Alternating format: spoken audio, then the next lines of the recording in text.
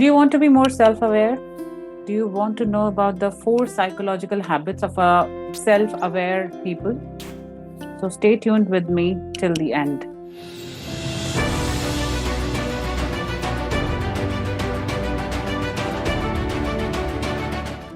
Hi, I'm Narendra Kaur, author of the book The Phoenix from Ashes to Rebirth. So, do you know what the self awareness is all about? Self awareness is not something you are born with, it's something you build yourself through practice. So, the best way to practice being more self aware is to build habits, and that encourages it. So, let me just discuss 4 habits and 4 main points of a self aware people. Number 1, they are curious about their own mind. So, you know what? That self awareness and self aware people are very curious about their own minds, about their own thoughts, how they speak, how they discuss, and how they work. And they frequently work about on their thoughts. They frequently think about that, what they are saying and what they are discussing about their thinking patterns. So, technically, this is called metacognition, and it means that you are aware of the fact that you are thinking things and able to assess the quality and usefulness of that thinking. Let's say, for example, people always say that I just got worried and that I could not stop thinking of all the bad things in my life, and that might happen. So, and before I knew it, I was in that middle of a panic attack. This is called anxiety. So, in really, worry is something you do on your own, not something that happens. So, it's a habitual thing. So, who looks outside dreams, who looks inside awakes. Number 2, they take feedback very seriously. So, genuinely self aware people have the humility to understand that they cannot always see themselves objectively. So, they know that often the best way to be more objective is about to take yourself is through the lens of the other people. The trick here is that there is no trick. You want to see yourself through other people's eyes, you must ask them. It's that simple, Do you frequently get into a conflict at your workplace? You can ask your fellow colleague, you can ask your co-worker at whom you respect, and ask them to their honest replies or honest opinion about the situation, what happened at that time. So that's the best way to improve yourself and to improve your self-awareness. So you cannot swim for new horizons until you have the courage to lose the sight of the shore. Number 3, they listen a lot more than they talk. So when it comes to self-awareness, you cannot think your way into it. Of course, there's nothing wrong with deliberate self-reflection. In fact, it probably will facilitate self-awareness to a degree.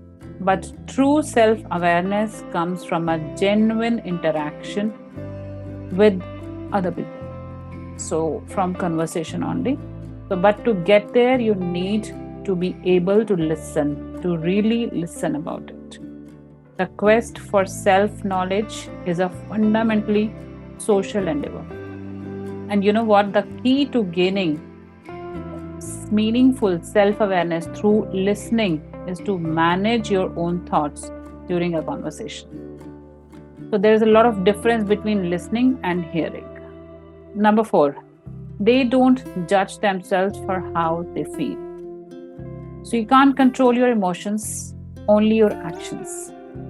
So we all know intellectually that judging yourself for how we feel does not make any sense. So, and yet we still do it constantly, judgmental. So we tell ourselves we are very bad for feeling angry, and we criticize ourselves at times for feeling anxious, feeling sad, angry, hopeless, instead of being optimistic. So if you're constantly judging your emotions, if you're constantly judging your thoughts, you won't have any energy left to understand them. So the solution to learn to observe your emotions, your feelings, and notice them without passing any judgment directly on them. So, and the best way to get started with this is to practice labeling your emotions with simple, plain language.